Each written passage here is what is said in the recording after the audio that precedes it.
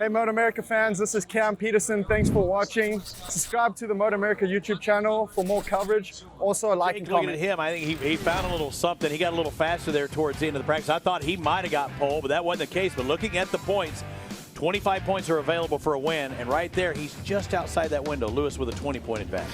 Yeah, and Corey definitely wants to get that, keep it under 20. Oh, no.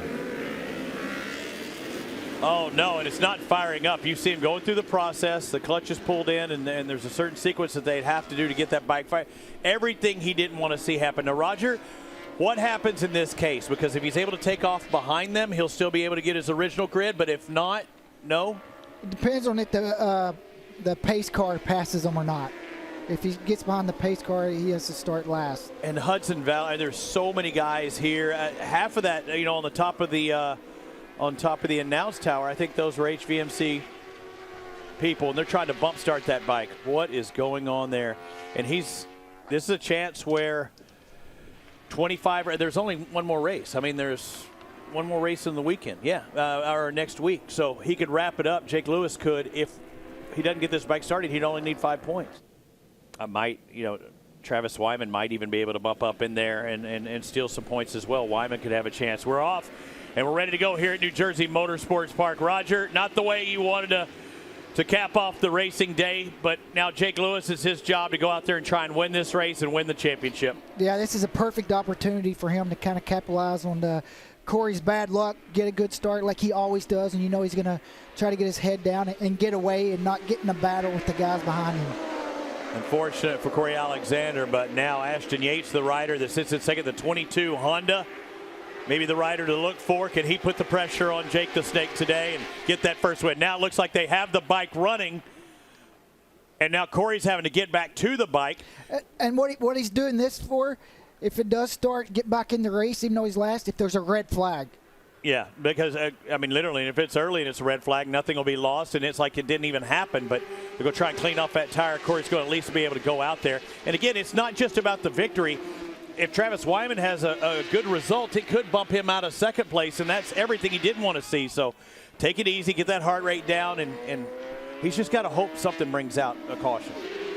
Hey, don't count out Danilo Lewis. We've seen him on the podium before. He's looking for his battle. It was a third, wasn't it, when we saw him, make the podium? He's up there pressuring. He's in fourth. That yellow bike. Golly, the new Honda is showing how fast it is in stock trim, relatively stock trim in the stock 1000s. And now Ashton Yates leads. We've seen him lead, or we've seen him up there before. We saw these two go at it back at the Ridge. Yates still looking for that first victory. And Ashton's had some trouble this weekend with the bikes, missed the session. Overheating, right? Yeah. And we couldn't really figure that out, and don't know if they figured, what the problem was. We saw him come in earlier in the qualifying session. It was not hot yesterday, and a bike's overheating when it's not hot. You would think some of the mapping, something's not right making that engine build heat. Listen to the sounds of those 1000s as they make their way around the New Jersey Motorsports Park. We've got road racing here about a couple of 100 yards away from us. There's a motocross track, and they're turning laps. It's all about motorsports this weekend at NJ. And I think that's what Selpy's doing right here. Watch the third rider in your picture.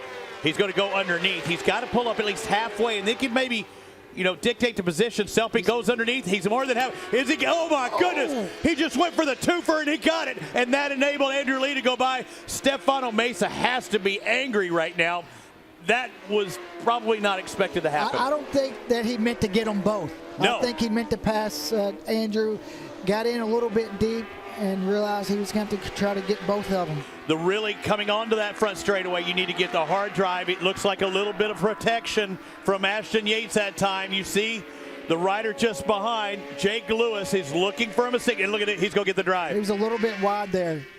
He's going to get that drive as they come down the front straightaway. You can tell he's just kind of giving him a little bit of a gap. Now watch the second bike. See if he can get in that draft coming down the front straightaway. That Honda's fast. Suzuki's going to try and do it. Can he close in, or can Yates pull away? The white flag is out. One lap to go in stock 1000. There goes Jake Lewis to the inside. Push hard, Ashton Yates. The first time we see Jake Lewis not out in front. Can he hold it? Yes. Oh, the first time we've seen Yates not out in front in a long time.